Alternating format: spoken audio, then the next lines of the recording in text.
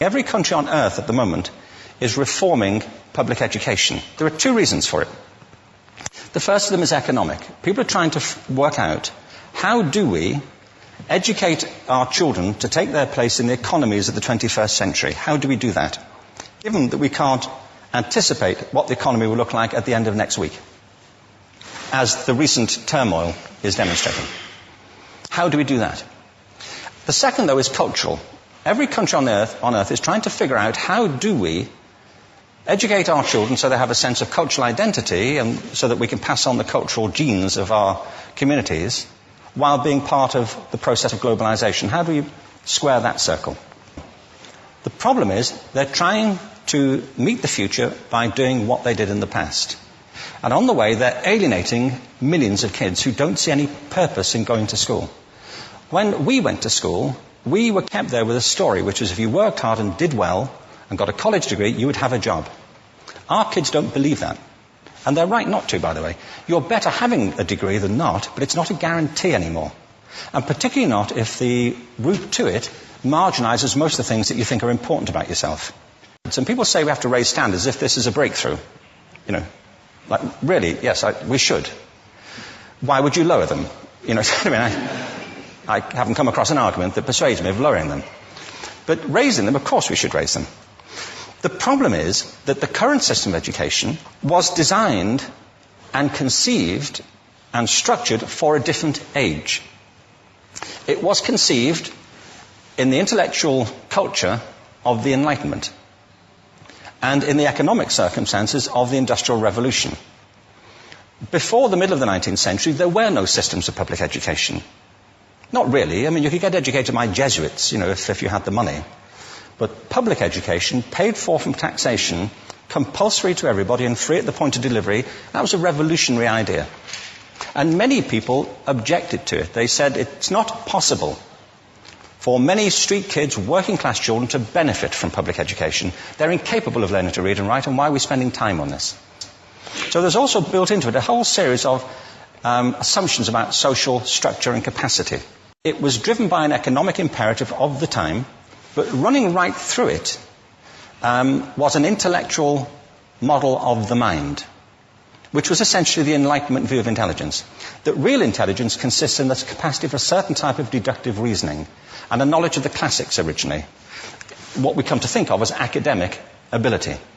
And this is deep in the gene pool of public education, that there are really two types of people, academic and non-academic, smart people and non-smart people.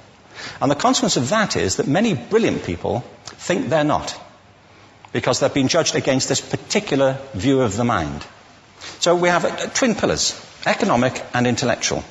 And my view is that this model has caused chaos in many people's lives. It's been great for some. There have been people who have benefited wonderfully from it. But most people have not. Instead, they suffer this. This is the modern epidemic, and it's as misplaced and it's as fictitious. This is the plague of ADHD. Now, this is a map of the incidence of ADHD in America, or prescriptions for ADHD. Don't mistake me here. I don't mean to say there is no such thing as attention deficit disorder. I'm not qualified to say if there is such a thing. I know that a great majority of psychologists and paediatricians think there is such a thing. But it's still a matter of debate. What I do know for a fact is it's not an epidemic. These kids are being medicated as routinely as we had our tonsils taken out. And on the same whimsical basis, and for the same reason, medical fashion. Our children are living in the most intensely stimulating period in the history of the earth. They're being besieged with information and calls for their attention from every platform, computers, from iPhones, from advertising holdings, from hundreds of television channels. And we're penalizing them now for getting distracted.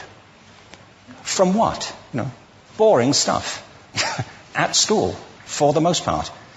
It seems to me it's not a coincidence totally that the incidence of ADHD has risen in parallel with the growth of standardized testing. Now, these kids are being given Ritalin and Adderall and all manner of things, often quite dangerous drugs, to get them focused and calm them down. But according to this, attention deficit disorder increases as you travel east across the country. People start losing interest in Oklahoma.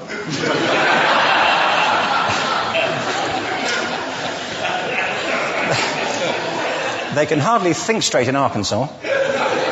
And by the time they get to Washington, they've lost it completely. And there are separate reasons for that, I believe. It's a fictitious epidemic. If you think of it, the arts, and I don't say this exclusively of the arts, I think it's also true of science and of maths, but I say about the arts particularly because they are the victims of this mentality currently, particularly. The arts especially address the idea of aesthetic experience. An aesthetic experience is one in which your senses are operating at their peak, when you're present in the current moment, when you're resonating with the excitement of this thing that you're experiencing, when you are fully alive. An anesthetic is when you shut your senses off and deaden yourself to what's happening. And a lot of these drugs are that. We're getting our children through education by anesthetizing them. And I think we should be doing the exact opposite. We shouldn't be putting them asleep. We should be waking them up to what they have inside of themselves. But the model we have is this. I believe we have a system of education that is modeled on the interests of industrialism and in the image of it.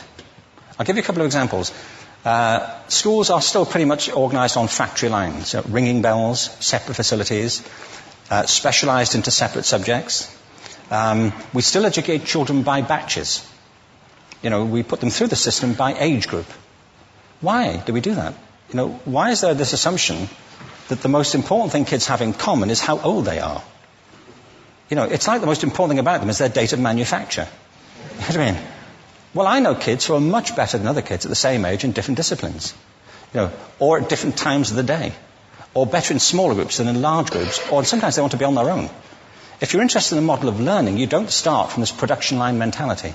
It's essentially about conformity, and increasingly it's about that as you look at the growth of standardized testing and standardized curricula. And it's about standardization. I believe we've got to go in the exact opposite direction. That's what I mean about changing the paradigm. There was a great study done recently of divergent thinking.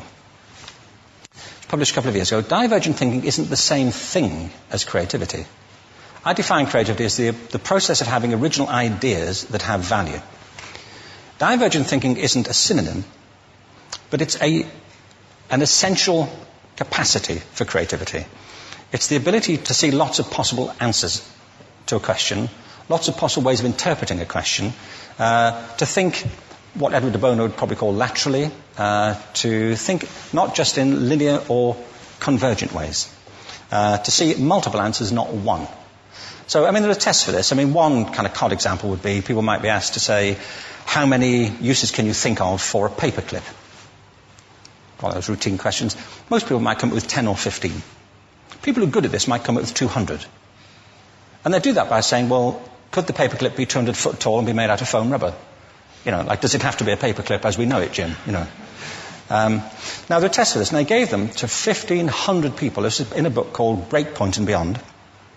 And on the protocol of the test, if you scored above a certain level, you'd be considered to be a genius at divergent thinking. Okay? So my question to you is, what percentage of the people tested, of the 1,500, scored at genius level for divergent thinking? Now, you need to know one more thing about them. These were kindergarten children. So what do you think? What percentage at genius level? 80. 80, okay. 98%. Now, the thing about this was it was a longitudinal study. So they retested the same children 5 years later, ages of 8 to 10. What do you think? 50? They retested them again 5 years later, ages 13 to 15. You can see a trend here, can't you?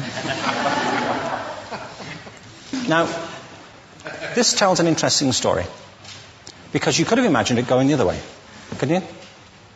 You start off not being very good, but you get better as you get older. But this shows two things. One is we all have this capacity, and two, it mostly deteriorates. Now, a lot of things have happened to these kids as they've grown up. A lot. But one of the most important things that happened to them, I'm convinced, is that by now they've become educated. They've spent 10 years at school being told there's one answer, it's at the back. And don't look. And don't copy, because that's cheating. I mean, outside schools, that's called collaboration, but inside schools. Now, this isn't because teachers want it this way, it's just because it happens that way. It's because it's in the gene pool of education. We have to think differently about human capacity. We have to get over this old conception of academic, non-academic, abstract, theoretical, vocational, and see it for what it is, a myth. Secondly, we have to recognize that most great learning happens in groups, that collaboration is the stuff of growth. If we atomize people and separate them and judge them separately, we form a kind of disjunction between them and their natural learning environment. And thirdly, it's crucially about the culture of our institutions, the habits of the institution and the habitats that they occupy.